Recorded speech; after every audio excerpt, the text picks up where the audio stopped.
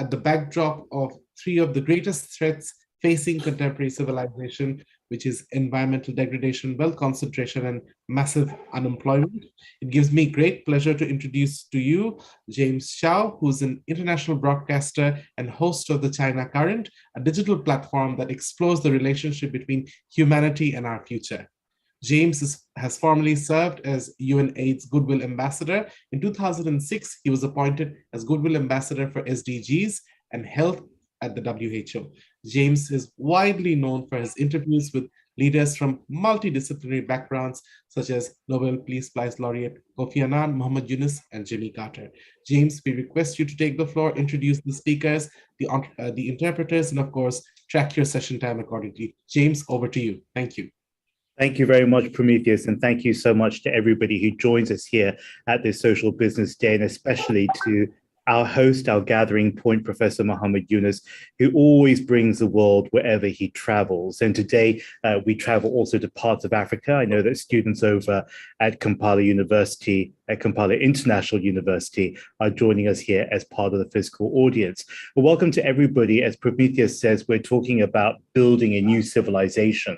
And after the opening ceremony, we're going to build further on that with Plenary 1, where we talk about the urgency for building that new civilization that we envisage in our minds by building a world of 3 zeros, which Professor Yunus wrote so much about in his book in 2017. In addition to Professor Yunus, we are also delighted to be joined here on this panel by Mr. Vicente Fox Quesada, who was president of Mexico from 2000 to 2006 and continues to use his leadership to encourage leadership in new generations and including new opportunities for everybody, especially but not limited to Mexico. President Fox, thank you very much for joining us. And thank you also to Minister Silva, who is known not only in Brazil, her country, but also throughout the work for the pioneering work that she has achieved and continues to commit her life to on the environment and also in academia. She has an extraordinary personal story, which we'll dip into a little bit later. But we want to thank Minister Silva for joining us and also translating for her today, Luciano Gegel as well. And last but not least, we have an old friend to many of us here, Lily Cole, who joins us over from Europe. Lily is a filmmaker, an actor, and an activist, and also an author. She wrote the book, Who Cares Wins, that looks at the interaction between business and the transparency and openness of that as a solution to the climate issues that we're facing all around the world today. We'll get to meet the speakers very shortly in more detail, but as we said, we're talking about the urgency for building a new civilization. And of course, when we talk about 3 zeros, I can't help but think that we're talking about this world of 3 zeros that Muhammad Yunus wrote about, a new economics of zero poverty, zero unemployment, and zero net carbon emissions. We're 5 years on from that book, but Professor Yunus, perhaps you can start off by telling us in just a few sentences, what's on your mind when you think about the state of the world today? Well, thank you, James, for that question, because that's what I've been trying to explain. So the pandemic, plus the global warming and the wealth concentration and unemployment, which has existed and getting worse every day, pandemic and made it, the whole thing, worse than before. And it came in a kind of created a symbol. Vaccine became the symbol of the sickness of the present civilization, how it became non-operative. It's not possible to survive, let people survive on this planet. And on top of this, now we have the Ukraine war and make the poor people poorer again. And pandemic has pushed down the poor people. Now Ukraine war pushed down another round of that, and also creates a massive problem for the whole world in that, not only just on inflation and shortage of food and so on, and also the whole global warming. We are pushed into, the world is pushed into fossil fuel back again. Whatever fossil fuel they're trying to get out, now they're pushed back into the fossil fuel in the direction of making global warming worse. So I'm saying that the combination of all this created a kind of a situation where all the concentration has taken place, where it's impossible to survive in this planet anymore. So we have come to the last stage of our survival. Human beings probably will become the most endangered species on this planet right now because of that. And the reason that I'm trying to explain that the urgency part of it, because I'm saying the present situation doesn't give any chance of any solution. You can make cosmetic changes here, cosmetic steps there, but the real solution is not within the system anymore. So we have to get out of the system and move on to create a new civilization. And characteristics that I try to put into that new civilization, I said, the current civilization has turned us into human robots. We are no longer human beings. We are robots. We are driven by greed. We cannot think anything but money. So money is our life, and we cannot escape that path of money.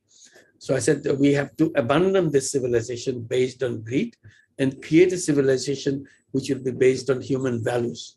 Today we have sacrificed all the human values in the present civilization. So we bring back in full strength all the human values and create a new civilization. So we are at that critical point right now where we can take that step, and tiny little step will probably take us in the direction that we want to go. If you start making that move, the decision making of creating a new civilization is the most important aspect right now. Make up our mind that you can't carry on with the old civilization. We have to create a new civilization based on human values of sharing and caring. That's what I was trying to put together. Well, we've willingly given up human values, apparently in the name of human progress, which of course isn't the case. When the book came out 5 years ago, long before the pandemic hit us, you talked about the broken capitalist engine as having failed most people in the world, that in its current form, that's the 2017 form, it inevitably leads to rampant inequality, widespread unemployment, and environmental destruction. I wish that you weren't right, but everything you wrote was so present. But I will come back to you for the solutions, because you dedicate the book to the young generation who you say will build that new civilization that we're here to work on today. Professor Yunus, thanks very much. As we cross over now to President Fox over in Mexico. President Fox, of course, we all remember you from your time in elected office, but of course now for your work at Centro Fox, where you try to empower leadership in people to make opportunities inclusive to more and not only to the few. But to this day, you say that you continue seeing poverty as the central issue that's holding people back. Just very briefly speaking, what are the interactions with poverty that you can continue to see today, the examples of poverty that move you today? Well, thank you very much. Good morning, everybody. Professor Yunus, my pleasure to be with you this day. You look exactly like you did look 20 years ago. What are you eating? What are you doing to keep you so healthy? Thank you. But anyway, let's get to the matter. Number one, I'd like to throw to the audience a optimism look based on the recent 3 decades that we have gone through. We, the world, seem to have found the formula to tackle these 3 issues in a different intensity, each one of them. But no doubt that in those 3 decades, we added to middle classes millions, billions of people around the world. Number 2, we did bring all those kids, millions and billions, to universities, to education. And number 3, we extended our lifespan close to 10 years. So that's not something that is non-important, but it is 10 years more to use them to tackle these key issues of environment, jobs, and distribution of income. So the world has done some cycles of excellent development, some cycles of reduced development, but always walking ahead. So this message is to improve, to increase our expectation, our hope for a better future. Now, as long as we've been doing this great effort At the same time, we don't seem to be the end of the results that we're looking after. In this new era, in this new day, we must re-energize ourselves, re-oxygenize ourselves. The pandemic came in like trimming a tree and really brought a lot of desperation, a lot of sadness, a lot of difficulties, and stopped the way the world was moving ahead. And but we overcame it. That shows how powerful humankind is. It can go over disease and it can keep on moving. Now, the case of poverty, I don't see any other way of solving that problem than through increasing wealth, provoking wealth. And this is done by people that is dedicated to that in governments or in businesses to increase wealth. When we increase wealth, many times it's not shared with others. Unfortunately, many other times it's pretty well shared. So we should look at which countries and which economies have done it and have done it well. I can think of countries in Europe like Norway, like Sweden. I can even think on China, on this expansion, incredible expansion and growth that they have had this last 3 decades. But it still remains huge amount, billions of people in poverty. What we need for them is to equip them. 2 things. 1, leadership. This is that power we'll have within to move ahead, to accomplish great things in our lives. If we have purpose, if we know where we're going, and we discover our leadership, many new people, leaders will join in, and maybe we can tackle these problems on a shorter term. So better persons, better equipped leaders. Number 2, indispensable, besides leadership, is education. There is only one way you can change a nation in 1 generation, and it's through education. When you equip one kid with education, it can really move ahead. So that would be my first thoughts that I drop in, and anxious to hear from the rest of you. Thank you very much, President Fox. We used a word over there, which is so important, the word purpose, because it gives us a reason to be, it gives us dignity, it gives us a reason to wake up in the morning and to power through the day. But also, Lily Cole, I mean, you've written this book, which I haven't read, but I'd love to read it. And I'll come on to that later. But added to purpose, there surely has to be something that's called duty. And you said it's a responsibility to happen to be alive at this very moment when scientists are telling us that we're facing an existential threat. Every person, every business, every government, especially those with the privilege of choice and power, needs to play a part in the transformation towards sustainability. And I know you mean that more broadly, not just in one area. What do you think about the world today as you see it? Thank you, James. Lovely to see you and to see Yunus and to meet the others today. I've got a slightly noisy cat on my lap in case you hear her. Forgive me. How do I see the world? I think, in a way, what's been playing out the last few years is not surprising. I think that it's probably not surprising to most climate scientists, for example. The pandemic, for example. There was a lot of scientific literature warning that there was an increasing risk of pandemics previous to COVID because of the same actually factors that are driving the climate crisis. And the UN did a report on that came out shortly after COVID, and a few others too. We see the connections between what's happening now in the Ukraine and the energy crises, as Yunus spoke to, as well as poverty and food security. And I think what I feel is that we just have to realize how connected our different issues are, and that many of the social challenges that we have today are also connected to the environmental and economic, the environmental challenges and the economic structures we have in place. So understanding that complexity. It doesn't make it an easy problem to solve. I've been a huge fan of Yunus's work and social business. It's why I came to the Social Business Day in Dakar many years ago, because personally I think that we need to use the huge powerhouse that is business and capitalism to try and address some of these challenges.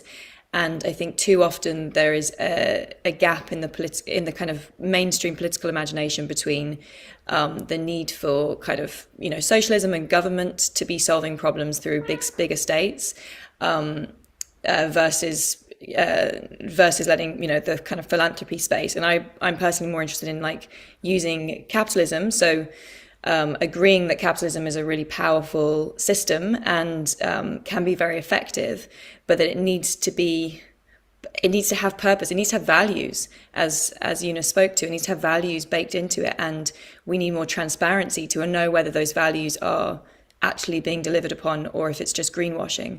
And so increasingly I've been working with the UNECE, looking at how technology can help us understand how supply chains are working, what businesses are actually doing, so we can push against greenwashing. Thank you very much, Lily. May I now turn to Minister Marina Silva, who was born into a community of rubber tappers, one of 11 children in her family, and the first person from that community to be elected to the Federal Senate. She, of course, as we all know, went on to serve as Minister of the Environment and also ran for president. She's recognized all over the world for her very, very important work that continues to this day. Minister Silva, I know that you prepared a few comments for us.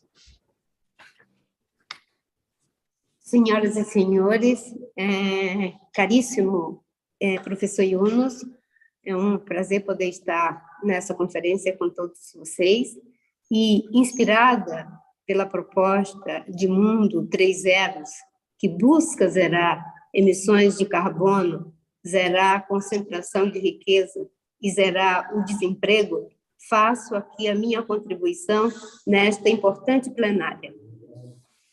Professor Yunus, good morning from Brazil. Hello, President Fox, Lily Cole. It's a pleasure, it's an honor for me to be here. Inspired by the proposition of the world of 3 zeros that aims to zero out the carbon emissions, the excessive wealth concentration, and to zero out unemployment, I here make my contribution. O mundo precisa zerar suas dívidas ambientais, econômicas, sociais, para, a partir daí, poder dar curso a um novo ciclo de prosperidade que seja capaz de preservar as condições que geraram e que sustentam a vida na Terra. The world needs to redeem its environmental, economic, and social debts, so that from this start, a new cycle of prosperity would be capable of preserving the conditions that will generate the sustainable life on Earth. Que nesse ciclo haja o estabelecimento de novas formas de relações entre as pessoas, com a natureza e consigo mesmas, e que tais relações sejam possibilitadoras desse novo ciclo de prosperidade. May this cycle display the agreement of new ways of connections between people, nature, and with their own selves. Therefore, those connections will be enablers of this new cycle of prosperity. E também que seja um ciclo com democracia, justiça climática e social, respeito à sociobiodiversidade e o desenvolvimento econômico sustentável. May this also be a cycle of democracy, climatic and social justice, respect to social biodiversity and sustainable economic development. Chamo a atenção quanto à sociobiodiversidade sobre o importante papel ambiental e cultural dos povos originários que em meu país tem sido desvalorizado e os povos atacados de forma genocida, como demonstrou o recente assassinato de Dom Felipe e do indigenista Bruno Pereira. May I accentuate social biodiversity, the importance of the environmental and cultural role of the native people of my country and other countries that in my country have been devalued and assaulted in a genocide way, as shown in the recent murders of the journalist Dom Phillips and the indigenist Bruno Pereira. A crise climática é o nosso desafio atual inarredável e diz respeito a todas as sociedades do planeta. The climate crisis is our current unstoppable challenge, referring to all the societies of the planet. A soma da perda de biodiversidade, a contaminação de solos e água e o impacto avassalador no sistema climático do planeta é o que nos faz perguntas a exigir respostas do tamanho desses problemas na definição de novos modelos para produzir e consumir, passando por repensar todo o processo de produção e distribuição de mercadorias em escala planetária. The sum of biodiversity loss, contamination of soil and water represent an overwhelming impact on the planet's climate system. It's what makes us question and demand answers as big as those problems in definition of the new pattern to produce and consume, rethinking the process of production and distribution of the merchandise in the planetary scale. Para superar esse modelo, é sim necessária a desconcentração das riquezas, o que é um desafio multidimensional, cultural, ético, econômico e político. To overcome this pattern, it is necessary to reduce the wealth concentration, which is certainly a multidimensional challenge, cultural, ethical, economical, and political. É preciso reverter a noção de infinitude do que é explorável e colocar esse horizonte como condição de continuidade da vida na Terra. It is necessary to revert the idea of infinitude of what is exploitable and put this horizon as a demand of continuity of life on Earth. É preciso convencer a todos que a atual distribuição da capacidade econômica não permite vida digna para 1,3 bilhão de pessoas que vivem em situação de pobreza multidimensional, conforme dados do PNUD, e humilha, com a fome, 733 milhões de pessoas que vivem na pobreza extrema, com menos de $1,25 por dia, conforme dados do Banco Mundial, onde cerca de 33 milhões dessa vergonhosa cifra vivem em meu país. It is necessary to convince all that the current distribution of wealth does not allow a dignified life for more than 1 billion of people in the earth that live in multidimensional poverty, according to data from UNDP, and humiliates with the hunger of more than 700 million people that live in the extreme poverty with less than $1.25 per day, according to that of the World Bank. Brazil contributes with 33 million of this shameful number. Isso é um escândalo social que precisa constranger os governos e o mundo corporativo de todos os países. Muito embora o ODS número 1 tenha posto como meta superar essa situação até 2030, o que vemos é a pandemia da Covid e a guerra da Ucrânia, agravando esse cenário, com a desorganização das cadeias produtivas, a crise energética e a inflação dos alimentos em todo o mundo. This is a social scandal and needs to constrain governments and the corporate world of all the countries. Even though the SDG number 1 has set as a goal to overcome this situation by 2030, what we can see is with the COVID pandemic and the Ukrainian war was the aggravation of the situation as a result of the disorganization of the productive chains, the energetic crisis, and the inflation of the food all around the world.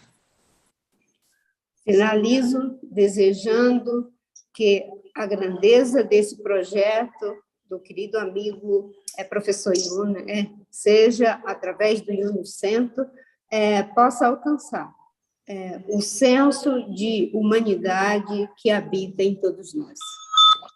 I conclude this wishing that the greatness of the Social Business Day can reach the sense of humanity that lives in us.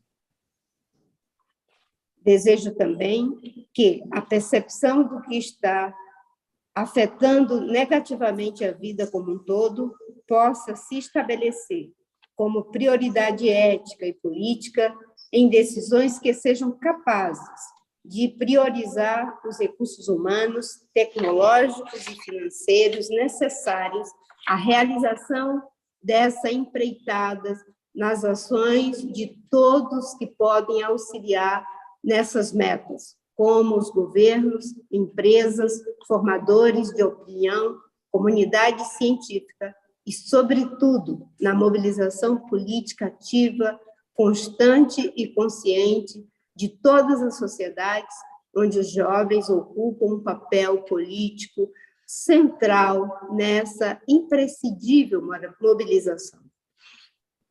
I also wish that the perception of what is negatively affecting life as a whole can establish the ethical and political priority on decisions that are capable of prioritizing the human resources, technological and financial, that are necessary for the achievement of the goals like governments, businesses, opinion makers, the scientific community, and overall on the elevation of the active politics, constant and conscious of all societies where the youth take a central political stand in this indispensable mobilization. Thank you. Muito obrigada. Thank you very much. Thank you very much, Minister Silva, and thank you also to Luciana Gugel for translating for the Minister just there. I think we need a little bit of a time to reflect on what the Minister said just there. But we're talking about building and rebuilding urgently. And Lily, you had said before that we are the ancestors of our future, the choices that we make now, and the actions that we take today will define and transform future generations. Perhaps I'll throw this question first to President Fox. What if we don't have time for those generations? What if we don't have time to see the fruits of those actions take hold? What do you do? And you did talk about how education is the most powerful tool of transformation in a single generation. But with the world currently trying to cope with a string of interconnected crises and the combination impact that comes from that, what do you do in the short term? And what can people take away who are watching this webinar?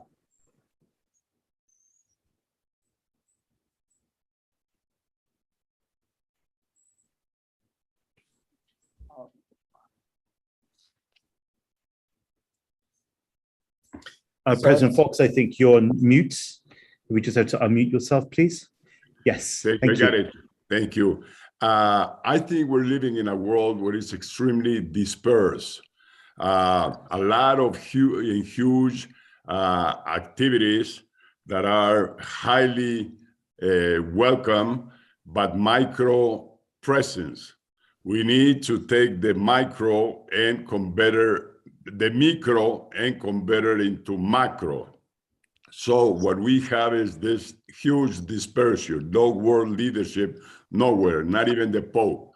So we need to concentrate our ideas in just a few strong driving ideas and programs, because leadership is great when it thinks, when it plans, but the real case of a leader is to execute, is to make things happen. And this is what we don't see.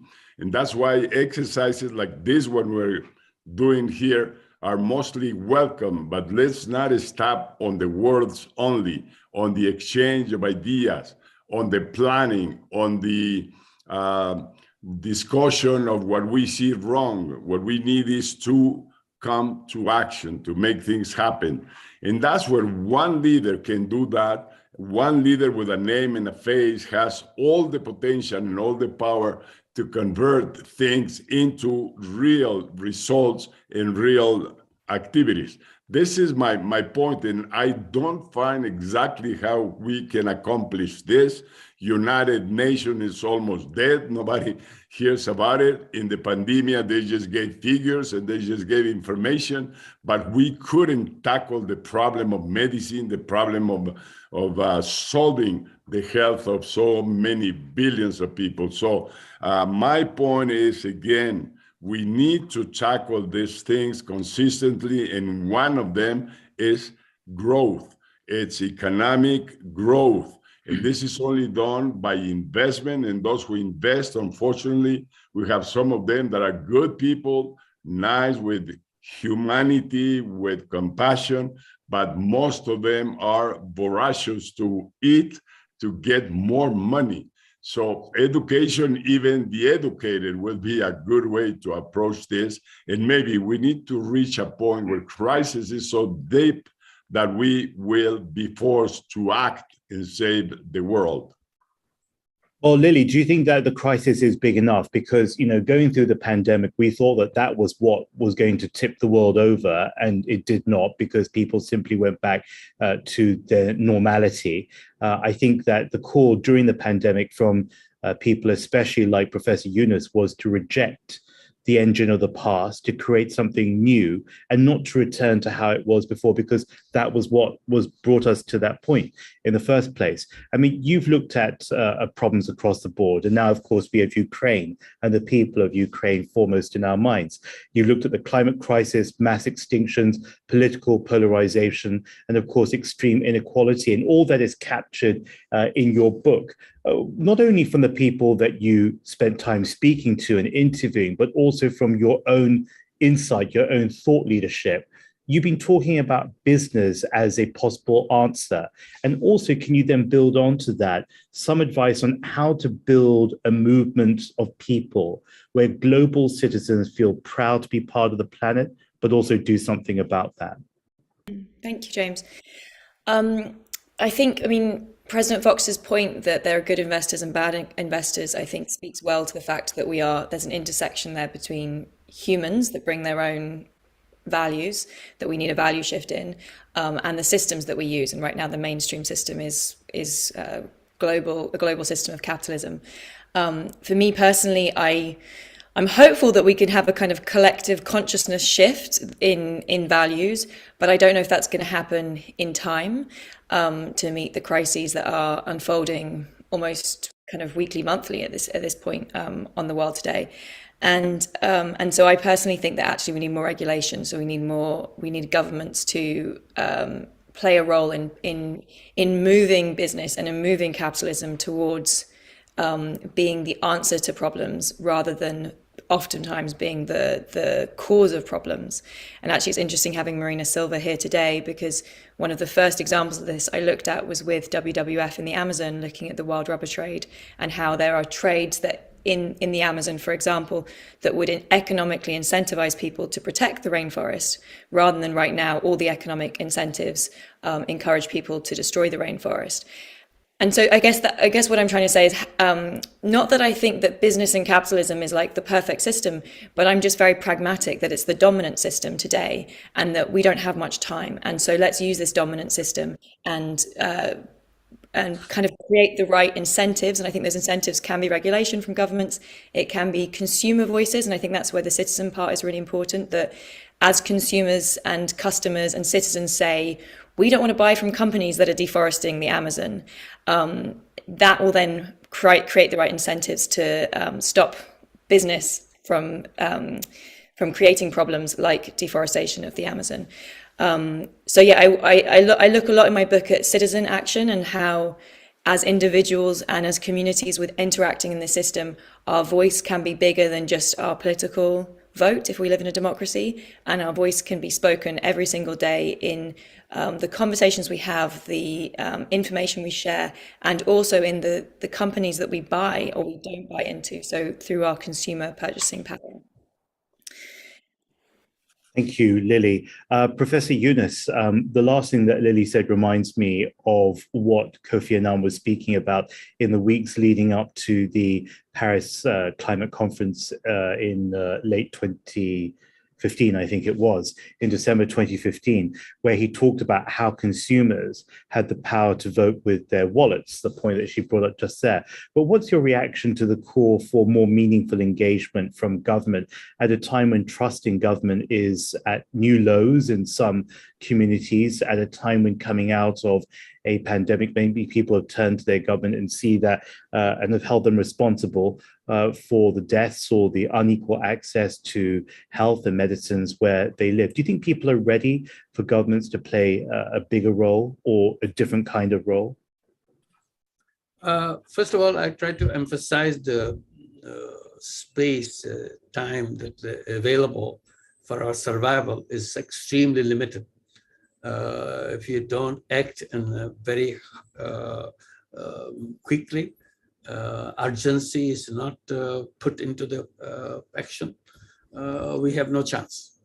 So that urgency piece has to be built in a very strong way. When you have urgency, many of the details of controversies and things disappear because you focus on the broad picture, the right picture, the one that will save us. Like when the house is on fire, you're not debating on which is the entry point, which is the door, which is the window that you enter. You get anything done, you must stop the fire. That's it. So the broad picture has to emerge. So urgency piece is the global picture that everywhere the government, the international bodies, United Nations, wherever broader communities are involved, they will be working on that broader picture, urgency picture, and make people believe that this is coming for sure. This is not a speech competition or something like a debating competition. It is a real thing, and we don't have much time. We have to act very quickly. This is one part, the global part. The other part that I'm encouraging, what comes to close to what Lily has been saying, I first say create a world of 3 zeros. That's a goal that we have to have, that we go into that direction, create a world of 3 zeros, 0 net carbon emission, 0 wealth concentration, 0 unemployment. These are the 3 zeros that we want to see. And if you make up our mind, these 3 zeros, action becomes very clear. We have to build new roads to go to this new destination. That part is understandable. But how do we make it? 3 zero, easy to say, but how do you implement it? So I break it down in tiny pieces. That's where I started talking to the young people. I said, you are the one who can save the planet right now. Yeah, to go to the young people, saying that you create a 3-0 club. 5 young people get together and create a 3-0 club. The purpose of the club is that each member of the club will review his or her own role, how much he or she is contributing to global warming personally, and how much she is contributing to wealth concentration, how much he is contributing to unemployment, and so on. And once you figure it out, then first decision is, I'll reduce my contribution right away. So whatever, 5%, 10%, 15%, whatever. So the first action to reduce my contribution in every single way, and the global warming and other things. And then gradually aim it, make it 0 contribution. So I start with a small reduction and come all the way to 0 point. So I become, I have 0 contribution to global warming personally. I don't use fossil fuel. If I did, I will reduce it and then gradually bring it to 0. I do not eat meat because meat is something which is contributing to the global warming. So I reduce, this is my personal thing.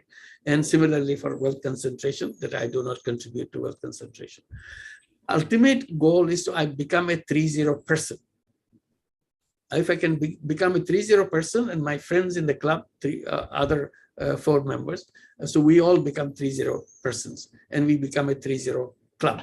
And then we encourage others to participate in that, create those clubs, interact with each other, networking with each other, show how we are doing it.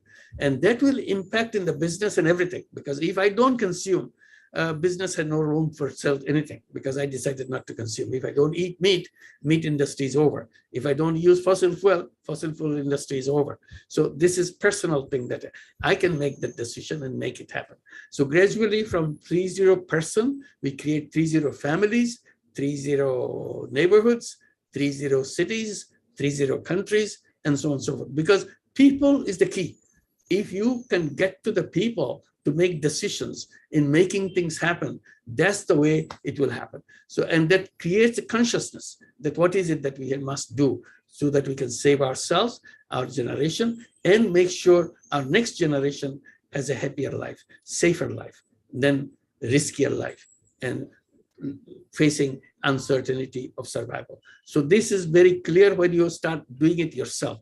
So I'm aiming at 30 clubs. I'm very happy that young people are responding. They are creating 30 clubs around the world. And this message is being discussed among themselves. And they don't wait for somebody else to tell them.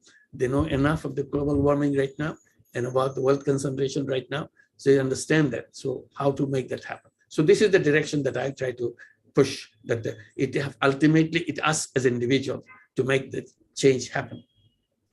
That's very interesting about what you're saying around citizen participation.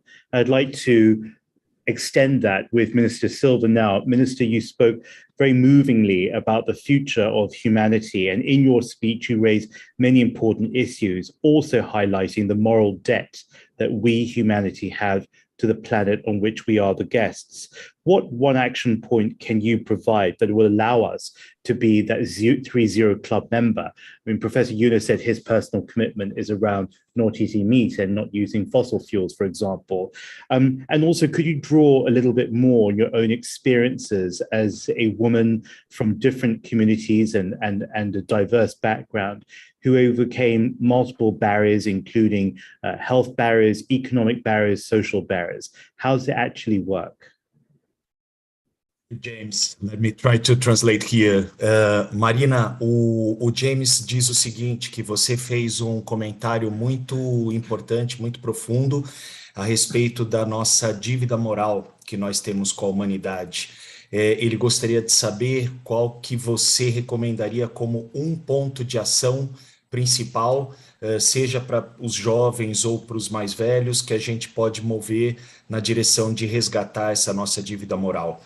E ele também pede para que você faça um comentário a respeito da sua história de vida, porque você nos deixa um testamento de que o impossível é possível. E as barreiras que você venceu na vida, sejam elas econômicas, de saúde e etc., como é que você deixa isso como um legado, uma mensagem para a nossa plateia? Obrigada pela pergunta. Acho que um ponto fundamental, pensando nesse grande desafio de zerarmos os problemas de natureza social, zerarmos os problemas em relação ao meio ambiente, com o grave problema da mudança climática e todos os esforços que precisam ser implementados, é o da mobilização consciente das pessoas. Essa mobilização tem que considerar esse tripé como sendo a base das suas ações, porque boa parte dos problemas que nós enfrentamos já existem respostas técnicas. O que falta é o compromisso ético de colocar esses conhecimentos, os recursos humanos e financeiros, os meios tecnológicos para resolver esses problemas. De sorte que a mobilização da sociedade deve levar a que se coloque todo o nosso conhecimento técnico a serviço dessa ética de que não tenhamos pobreza, não tenhamos a destruição do planeta e que possamos criar um novo ciclo de prosperidade.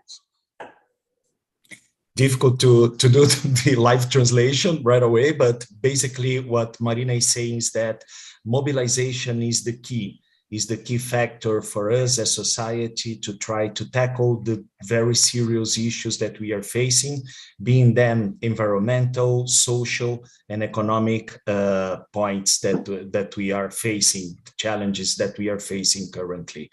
Marina, a respeito do seu histórico, como é que você deixaria uma mensagem a respeito da superação das barreiras, sejam elas de saúde, econômicas e sociais que você teve na sua vida? Acho que o que aconteceu com a minha realidade, da minha família, é o que afeta milhões e milhões de pessoas em todo o mundo. E, obviamente, que é muito importante que, ao lado de políticas públicas que possam superar essas desigualdades, que, diante das dificuldades, tenhamos uma posição de persistência.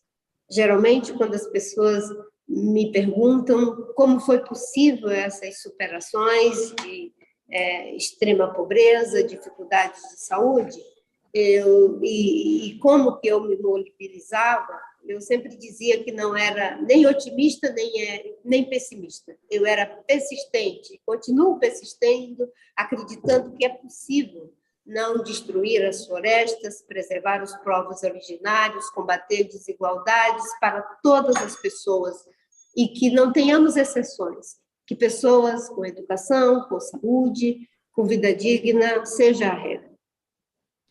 Marina says that what happened to her life was only one case in billions of cases that happen daily basis across the world.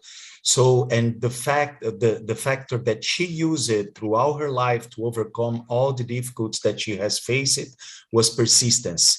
Being a persistent person was the main factor for her to thrive and to expand the mission and the words that as she said, preserving the forest, reducing social inequalities and fighting poverty is their mission, and she only thrived to pursue this mission forward through persistence. So she's advising people to be persistent and not give up.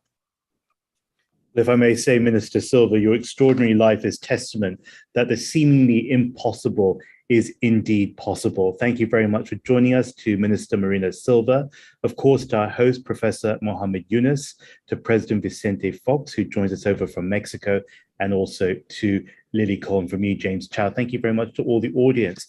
I can see that you're leaving us lots of questions and insights and thoughts.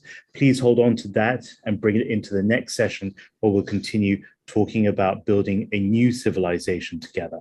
Thank you. Thank you very much, James. If I could please request James and all the other panelists to please stay on for just another 30 seconds for a photo opportunity. Tech team, over to you, please. If I could please request all the panelists to please turn on your cameras, and the tech team can get a photograph.